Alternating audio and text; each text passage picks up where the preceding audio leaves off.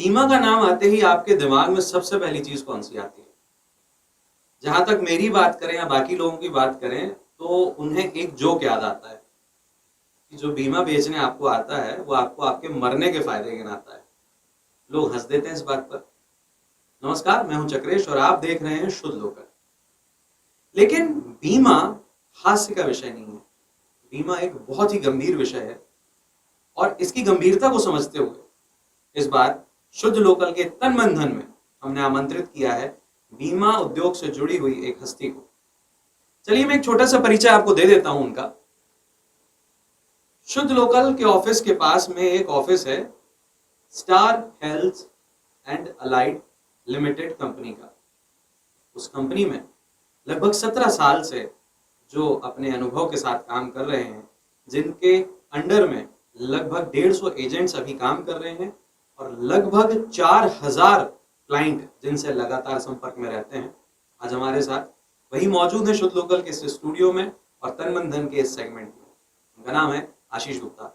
आशीष जी, बहुत बहुत स्वागत है आपका। धन्यवाद। तो अब सर हमारे लिए तो बड़ी नई बात हो जाती है, लेकिन आप 17 साल से काम कर रहे हैं, बीमा को आप बहुत गंभीरता से समझते हैं, तो कुछ सवाल है मेरे जो मैं आपसे पूछना चाहता हूं। लेकिन उन सवालों को शुरू करने से पहले मैं आपसे जानना चाहता हूं कि आशीष गुप्ता जो आज मेरे सामने बैठे हुए 17 साल से इस इंडस्ट्री में है, उन्होंने शुरुआत कैसे की थी? सर मेरा ऐसा था 2007 से मैं इस कंपनी में हूँ और स्टार्टिंग जस्ट पहले तो मैं बिज़नेस पे था, बिज़नेस करता था। कभी लाइफ में नहीं सोचा था कि इंश्योरेंस में आएंगे या जॉब करेंगे या कुछ कंडीशन ऐसे आए थे कि बीच में कि हमने इंश्योरेंस में ज्वाइन किया था। तो बट जस्ट ऐसे ही ज्वाइन कर लिया था 2007 से। जब उसमें जुड़े तो उसके बाद उसकी गहराई समझ में आई, चीज़ें समझ में आई कि लोगों की नीड है, उस चीज़ की ज़रूरत है और एक अवेयरनेस की बहुत कमी थी। तो वैसे जुड़ते हुए काम करना स्टार्टअप लिया था और 2007 से अभी तक वही काम चल रहा है। Star health and allied company limited, जी correct? Insurance company limited. Insurance company जी लिमिटेड। राइट।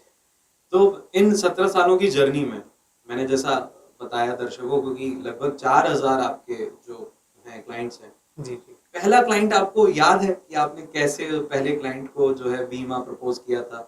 बिल्कुल बिल्कुल। तो सर जब भी स्टार्टिंग करते हैं तो सबसे पहले दोस्त याद आते हैं। अच्छा। तो उस समय भी यही था कि भाई मैंने ज्वाइन किया हुआ है और ये चीज़ कर रहा हूँ और उनको ये बताया था कि क्या बेनिफिट होते हैं, क्या चीज़ें होती हैं। तो बिल्कुल हमारे मित्रों से शुरुआत की थी हमने और फिर उन्हीं का भी सपोर्ट रहा, फिर टीम तैयार हुई और धीरे धीरे कारवां चलता रहा। अच्छा, दोस्तों का ऐसा रहता है कि यार तुमने एक नया काम ले लिया तो उनको हाँ चिपकाने में लगे हो, लेकिन जैसा मैंने कहा था शुरुआत में कि बीमा एक बहुत ही गंभीर विषय है। जी तो क्या आपके मित्रों को जो आपने चीज उन्हें दी, जो प्रोडक्ट जी दिया, क्या उन्हें बाद में उसकी गंभीरता का पता लगा कि वो कितना काम का है? बिल्कुल। मतलब कई बार तो ऐसा हुआ है कि मतलब जब क्लेम आते हैं और हॉस्पिटलाइजेशन होता है लोगों को, तो आज के डेट में इतना ज़्यादा एक्सपेंसिव है। कोविड के बाद से तो और काफ़ी लोगों को देखा है उस चीज़ को। तो उस समय से आज तक वो चीज़ें कंटिन्यू चल रही हैं और लोग उस चीज़ को समझ रहे हैं और आज के समय ज़्यादा से ज़्यादा लोग भी जुड़ रहे हैं हमारे साथ। तो आपने बहुत सारे एजेंट्स की टीम बनाई, जी तो मेरे ख्याल से आपके पास वो एक फॉर्मूला तो होगा जो एक सफल बीमा एजेंट के पास होता है। आखिर क्या है वो फॉर्मूला? एक सफल बीमा एजेंट बनने के लिए किस चीज की जरूरत है? देखिए, आज के समय आप देख रहे हैं व्यवसाय करना, कोई भी काम करना या कुछ भी करना, तो सक्सेस रेशो बहुत कम है। बट अगर इन्वेस्टमेंट की बात करें तो कोई भी काम शुरू करें तो मिनिमम 2 से 5 लाख रुपए तक खर्च आता है। जी हाँ। बट वो खर्च के होने के बाद भी पॉसिबिलिटी नहीं है कि आप अर्निंग कर सकें।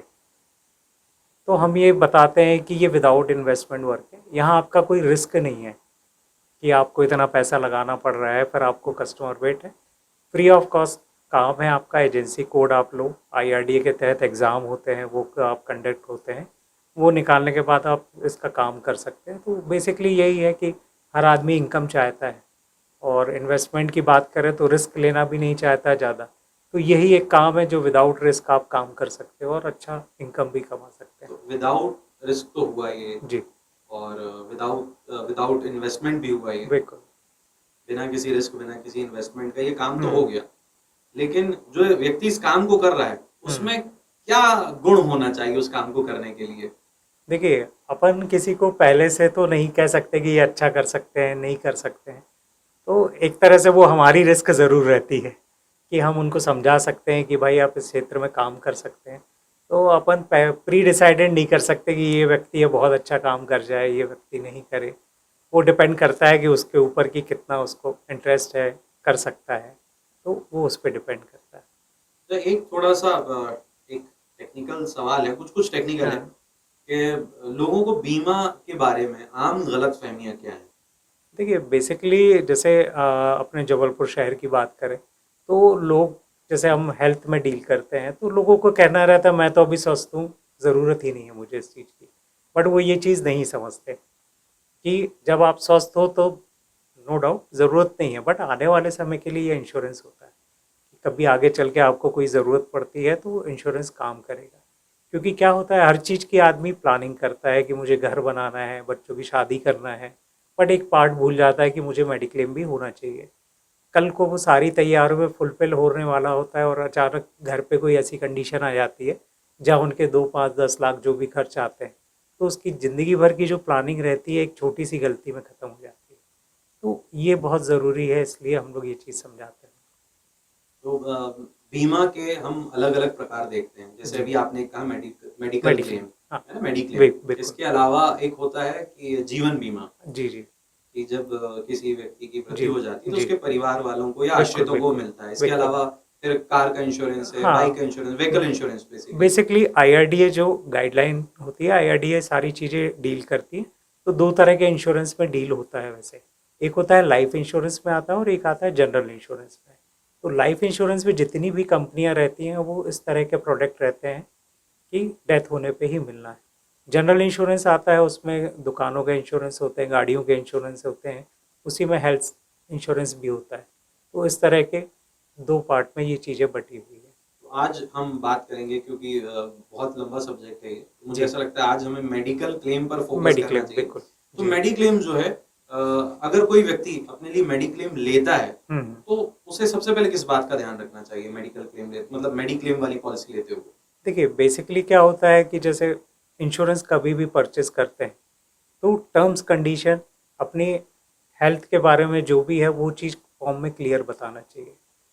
कई बार अपन देखते हैं, जैसे आजकल अपन न्यूज़पेपरों में काफ़ी चीज़ें आती रहती हैं कि इंश्योरेंस लिया था बट क्लेम नहीं दिया कंपनी ने। तो वो कंडीशन देखना चाहिए कि अगर हमें कोई भी पुरानी बीमारी है, कोई भी ऑपरेशन हम करा चुके हैं, तो इंश्योरेंस एक तरह का एग्रीमेंट है। अगर वो एग्रीमेंट आपने गलत किया है तो नो डाउट आने वाले समय में क्लेम में आपको दिक्कत होनी ही होनी है। तो कोशिश करें आपका जो भी हिस्ट्री है वो आप क्लियर रखें, तो आपको आने वाले समय में किसी तरह की प्रॉब्लम नहीं आएगी। मतलब आप कह रहे हैं कि अगर हम पॉलिसी ले रहे हैं और जी हमने कोई जानकारी छुपाई है जी। बिल्कुल। तो ये एक सबसे बड़ा कारण हो सकता है कि हमें वो क्लेम हमारी जो मिलने में पॉलिसी है जो हमने दिक्कत। जिसके लिए जी एग्रीमेंट किया हुआ है बीमा कंपनी से, जी। हमें उसका क्लेम नहीं मिलेगा। बिल्कुल। और यही वजह है कि काफी लोग इस बात को लेकर परेशान होते हैं और जब पॉलिसी ले रहे होते हैं तो झूठ बोल देते हैं या वो हाँ जानकारी या छुपा लेते हैं। हाँ, कई बार होता है कि जो सामने वाला व्यक्ति होता है वो भी नहीं बताता या नहीं लिखता है, क्योंकि कुछ कंडीशन ऐसी होती है जिस पे हम लोग इंश्योरेंस देते ही नहीं है। बट क्या होता है, इस इंडस्ट्री में ऐसा होता है, आदमी 6 महीने के लिए काम करता है, कुछ भी पॉलिसी बताता है, कुछ भी बेचता है, तो ऐसे में कस्टमर को भी परेशानी होती है और मेन रीज़न यही होता है। और ये फिर बाद में यही एक जी। जो है ये खबर जो है हाँ, मीडिया में आने मीडिया लगती में है आती है बिल्कुल कि कि ये क्लेम नहीं ये मिलता है। क्लेम नहीं मिला है, वो क्लेम नहीं जी। मिला है, लेकिन उसके पीछे की जो सच्चाई होती सच्चाई। है देखिए, उस क्लेम तक कोई मिलना, नहीं जाता है। जी, बेसिकली क्लेम मिलना नहीं मिलना ये सारी चीज़ें आईआरडी के अंतर्गत जो भी नॉर्म्स है वो फॉलो होंगे ही होंगे। बट जैसे कई बार आता है कि न्यूज़ तो सही छपी है बट उसका फ़र्क अलग है।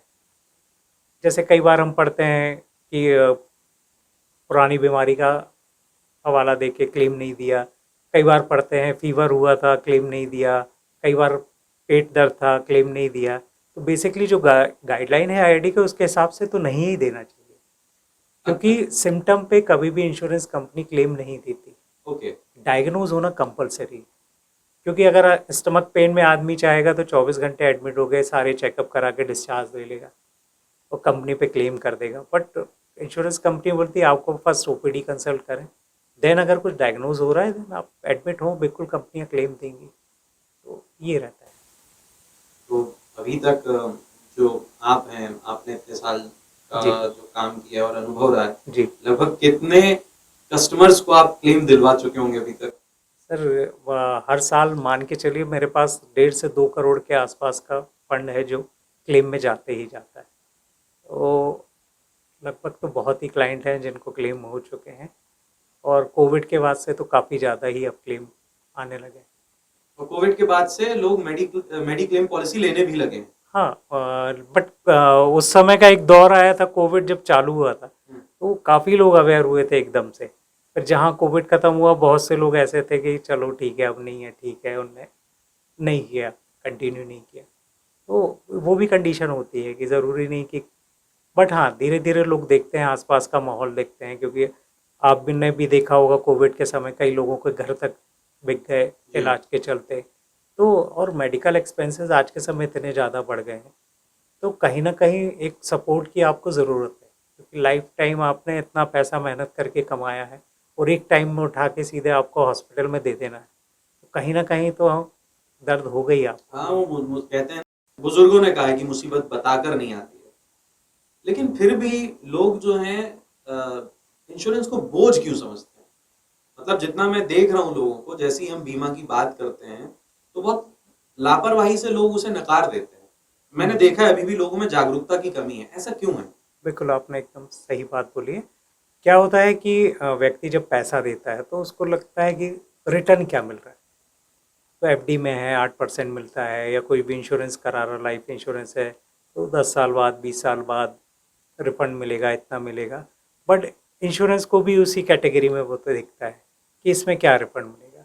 बट बेसिकली वो ये नहीं जानता है कि हम तो ये कहते हैं कि आप समझ लीजिए 10 लाख रुपए की आपने एफडी कर दी इलाज के लिए, जो अभी आपने की नहीं है, बट एक मान के चलो आपने करके रखी है। अब ये मानिए कि 2% 3% इंटरेस्ट कम मिल रहा है, उतने में आपका इंश्योरेंस चल रहा है। ये 10 लाख की एफडी, इलाज होगा, ख़त्म हो जाएगा, बट जो 3% से आप इंश्योरेंस का प्रीमियम दे रहे हैं, तो जीवन भर आपकी वो एफडी सेफ रहेगी। तो देखा जाए तो ये सबसे अच्छा एक उदाहरण है कि आप इस तरह से कर सकते हैं। दूसरा क्या होता है, लोग चाहते हैं जब डॉक्टर बोलता है कि नहीं अब आपको इलाज की ज़रूरत है, तब वो इंश्योरेंस खरीदने आता है, क्योंकि वो समझता है मैं तो स्वस्थ हूँ, मुझे ज़रूरत नहीं है, बट अब डॉक्टर बोल रहा है कि आपका ऑपरेशन होना है, तो वो इंश्योरेंस की तरफ आता है। और मेरे जहाँ ख्याल से यही एक शर्त उसमें मेंशन होती है कि जो प्री एग्जिस्टिंग डिसीज है बिल्कुल बिल्कुल, वो 2 या 3 साल 3 बाद साल कवर होती है। बिल्कुल, 3 साल बाद कवर 3 होती है इयर्स शायद, का है ना? वेटिंग रहता है उस पर। और जी, फिर जब वो ऑपरेशन करा लेता है, फिर वो क्लेम करने की कोशिश करता है और तो वहां पर उसे फेलियर मिलता है। बिल्कुल बिल्कुल।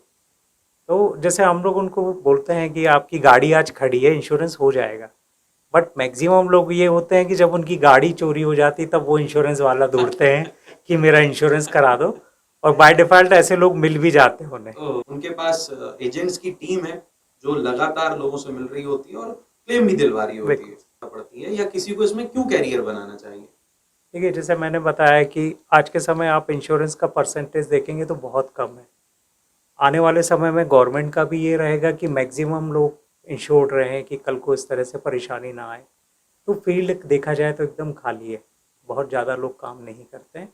रीज़न दूसरा ये भी होता है, कई बार क्लेम आते हैं, उनका नॉलेज नहीं रहता है, तो उसके कारण भी वो अवॉइड करते हैं कि इंश्योरेंस ना बेचें। बट अगर आप प्रॉपर तैयारी से नॉलेज लेके काम करना शुरू करते हैं तो आने वाले समय में आप बहुत अच्छा काम कर सकते हैं इस पर। जी कभी कोई ऐसा कस्टमर रहा है जो बहुत मुश्किल में पड़ गया हो, बिल्कुल। उसको कैसे ऐसे तो निकाला था? काफ़ी ऐसा हुआ। कोविड के समय पे एक क्लाइंट से मुलाकात हुई थी, बट पॉलिसी मेरे थ्रू नहीं था, बट उनने मेरे से, उनके परिचित के थे, कोई थे, कि उन्होंने मिलवाया मुझे कि ये इंश्योरेंस पे ही देखते हैं। तो उनका हस्बैंड की डेथ हो चुकी थी कोविड के समय, और लगभग 4-5 लाख का क्लेम था, और पेपर्स की कमी के कारण क्लेम उनका अटका हुआ था। बट नॉर्मली क्या, लोग उसको पता नहीं करते कि क्या प्रॉब्लम है क्या नहीं है। तो पेपर अगर पूरे हैं तो क्लेम में कहीं दिक्कत नहीं आता। तो मैंने उनको बताया कि मैम ये चीज़ें हैं, इसको आप फुलफ़िल कर देंगे तो आपका क्लेम सेटल हो जाएगा। तो उन्होंने बोला मैंने ट्रीटमेंट बाहर से लिया है, कैसे क्या करूँगी, मैं जा नहीं पाऊँगी, हस्बैंड तो है नहीं। तो मैंने ईज़ी हॉस्पिटल के नंबर लिए, उस नंबरों पे कॉल किया मैंने, और जैसे इंडोर केस शीट होती हैं, कुछ ऐसे डॉक्यूमेंट होते हैं, वो मैंने उनको बोला कि सर आप मेल पे प्रोवाइड कर दें, कंपनी को ये लगेंगे। तो उन्होंने करवा दिया और उनका क्लेम सेटल हो गया। तो वो भी बहुत खुश हुए कि चलिए, भला ही मैंने इंश्योरेंस नहीं किया था बट गाइडेंस तो मैंने कहा दे सकता जी हूँ। जी जी। तो कई बार ऐसा होता है। बहुत सारी जी, ऐसी कहानियां हैं। बहुत उम्मीद। अब अभी जैसे मैं कहीं पढ़ रहा था कि 2021 में भारत जो है बीमा का 10वां सबसे बड़ा बाजार है। क्या मेरी जानकारी सही है इस बारे में? बिल्कुल सर। आज की डेट में आप देख रहे होंगे बहुत सी कंपनियां हैं जो बाहर से आई हुई हैं, जो इंश्योरेंस के साथ टाई अप करके रखा हुआ है। तो गवर्नमेंट ने भी ऐसे नॉर्म्स निकाले हैं, क्योंकि उनको तो ये दिख रहा है कि यहाँ पे बहुत सारे लोगों ने नहीं किया है, तो स्कोप ज़्यादा है। तो ऐसे बहुत सारे इंश्योरेंस कंपनी हैं जो बाहर से टाई अप इंडिया की कंपनी के साथ किए हुए हैं, और काफ़ी कंपनियां हैं आज के समय। मैं कहीं पढ़ रहा था कि 2032 तक जी भारत जो है वो लगभग 32 बिलियन डॉलर्स का मार्केट होगा इंश्योरेंस में। जी बिल्कुल। तो अगर कोई इस फील्ड में आता है जी तो उसके पास स्कोप बहुत है बिल्कुल अर्निंग का। बिल्कुल। वही मैंने बोला, जैसे पॉजिटिवली देखना है कि ग्लास भरा है कि खाली है, वही बात है। जैसे आपने एक सुना होगा कि एक शूज़ कंपनी ने किसी जगह गांव पे भेजा, तो उनका सेल्स मैनेजर गया, उसने देखा, बोले यहाँ तो लोग जूते ही नहीं पहनते हैं। कंपनी में जाके बोला सर वहाँ तो बिकेंगे ही नहीं, सेल ही नहीं होगा, क्योंकि कोई शूज़ ही नहीं पहनता है। बट उनने दूसरे बंदे को भेजा, हाँ, तो उसने रिप्लाई दिया सर वहाँ तो बहुत अपॉर्चुनिटी है, लोग पहनते ही नहीं है, तो अपनी सेल अच्छी हो सकती है। तो डिपेंड है सोच की। आज करेक्ट। बाहर की कंपनियां यही सोच रही कि इंडिया में तो हेल्थ बहुत कम डील होता है, तो वो आज टाई अप करके यहाँ पे नेटवर्क फैला रहा है। पहले बहुत मसले होते थे, जब इंश्योरेंस बेचना है तो घर घर जाकर लोगों जी को कांटेक्ट करना होता था, जी पेपर्स साइन करवाने पड़ते, जी। तमाम चीज होती थी। ये जो डिजिटल युग आ गया है, हाँ, इसके बाद से कितनी आसानी हुई है इंश्योरेंस बेचने में और क्लेम लेने में? देखिए डिजिटल आने के बाद क्या, काफ़ी मतलब सारी चीज़ें बहुत इजी हो गई। आज इंडिया में कहीं भी व्यक्ति बैठा हो, इंश्योरेंस परचेज करना हो, मेल के थ्रू लिंक भेज सकते हैं हम। परचेज करना बहुत इजी हो गया है। किसी भी तरह की ट्रेनिंग लेना है, क्या प्रोडक्ट नॉलेज है, यूट्यूब है, सारी चीज़ों में आपको हर चीज़ मिल जाएगी। आपको किसी कंपनी का बारे में पता करना है, क्लेम रेशो है क्या है, तो बहुत इजी हो गया है। मैक्सिमम आदमी देख लेता है, समझ लेता है कि इंडिया में नंबर 1 क्या चल रहा है, किस कंपनी में जाना चाहिए। तो पहले तो समझाना बड़ा मुश्किल होता था, मतलब पहले लोग समझते थे स्टार हेल्थ मतलब स्टार टीवी वाले हैं या स्टार ये हैं, तो काफ़ी कुछ होता था। अब वो चीज़ें तो काफ़ी ख़त्म हो गई है। तो अब तो बहुत चेंज, डिजिटल में तो बहुत चेंजेस हो गया है। तो लौट कर आते हैं मेडिकल जी इंश्योरेंस में। अगर किसी को मेडिकल इंश्योरेंस लेना है तो जी। उसे शुरुआत कहाँ से करनी चाहिए? शुरुआत उसको बेसिकली मैंने जैसे बताया कि उसके फैमिली में कितने मेंबर हैं, सभी मेंबरों का करना है। एज लिमिट आज के समय रह नहीं गई है। अब पहले था कि 65 साल, फिर 65 से 75 किया। अभी लास्ट ईयर आपने न्यूज़पेपर में पढ़े होंगे कि मेडिक्लेम की एज लिमिट अलग कर दी गई है। अब किसी भी एज का व्यक्ति इंश्योरेंस खरीद सकता है। बस मेडिकली टर्म्स मेन है कि उसकी मेडिकल फिटनेस कैसी है, ख़राब है नहीं है, हेल्थ कोई इशू है नहीं है, तो वो हर व्यक्ति आज के समय ले सकता है। जैसे अभी तो बहुत अच्छे मैटरनिटी प्लान भी आ गए हैं। कई बार होता है कि हस्बैंड वाइफ हैं, मैटरनिटी कवर नहीं होती क्योंकि वो बीमारी नहीं है, बट अब इंश्योरेंस में ऐसे प्रोडक्ट आ गए हैं, मैटरनिटी कवर कर रहे हैं, बेबी होते ही साथ कवरेज दे रहे हैं। तो ये है कि आदमी का बजट ख़राब नहीं होता वैसी कंडीशन में। 20वीं शताब्दी की शुरुआत से अगर हम कहें कि सन 2000 से, हाँ सन 2000 से बीमा उद्योग जो है उसमें बहुत बड़े बड़े बदलाव आए हैं। क्या सही जैसे है? आप बिल्कुल सही बोल रहे हैं। जैसे पहले मॉडर्न ट्रीटमेंट जैसी चीज़ें नहीं होती थी, आज के समय मॉडर्न ट्रीटमेंट हो गए।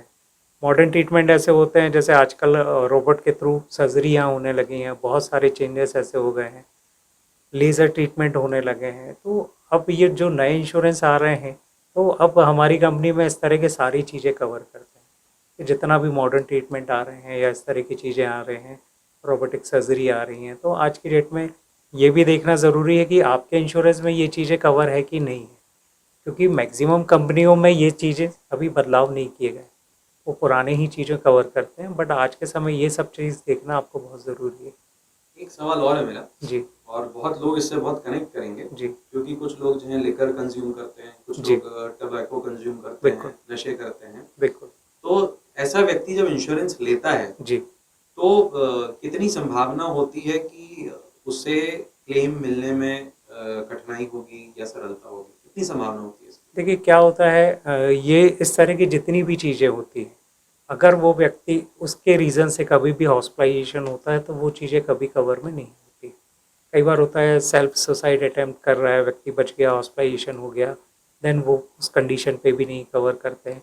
अल्कोहल लेते हैं, एक्सीडेंट हो गया और हॉस्पिटलाइजेशन होगा, तो ये उसकी गलती है, तो इंश्योरेंस आपकी गलती के कारण क्लेम नहीं देगी।